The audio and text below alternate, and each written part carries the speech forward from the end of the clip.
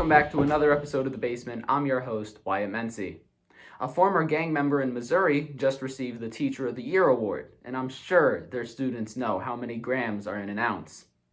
And in the next 10 years, Starbucks is planning on opening 22,000 new locations as they take on the daunting task of not just gentrifying America, but gentrifying the entire world. And some scientists reconstructed a dinosaur's brain and made a shocking discovery. The dinosaur was racist. And this couple took surreal photos to try and break up stereotypes. Like the stereotype that you can eat breakfast fully clothed and at a table. Now you can eat breakfast like this.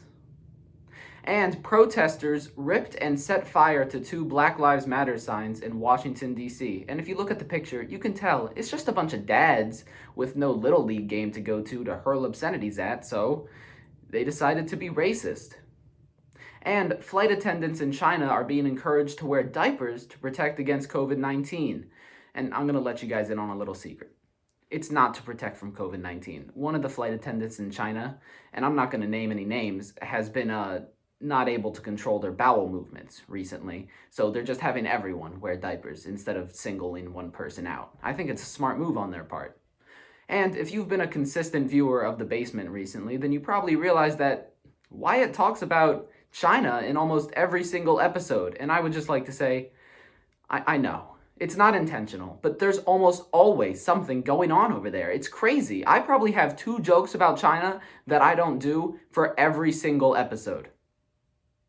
Now, normally for the movie reviews, I try to go in order that the movies were commented, but you guys have been giving me such sad movies, and the next movie I had up was Dead Poets Society, which really doesn't sound like a whole lot of fun, which is why this week's movie review is Madagascar 2, Escape to Africa. The first part of this movie is basically just The Lion King. And this movie also features a very famous person as a crossdresser. Harry Styles may have done it well, but King Julian did it so much better.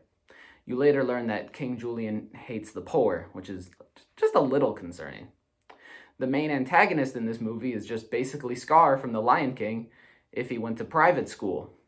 This movie also features the first interspecies and same-sex couple with an on-screen kiss. This movie was really just tearing down walls all over the place.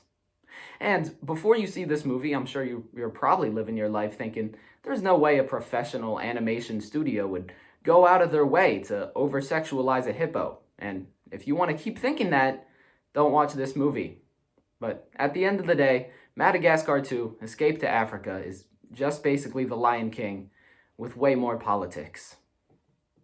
This week's episode of The Basement was brought to you by your sleep schedule. Are you having trouble coping with the fact that all of a sudden it's pitch black outside by 5 p.m.?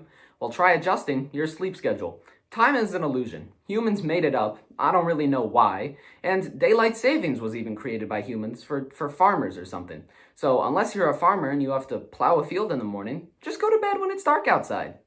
It'll be fine. Thanks for watching another episode of The Basement. I'm your host, Wyatt, and don't forget to let me know what movie you want me to review next time down in the comments. I'll see you next time.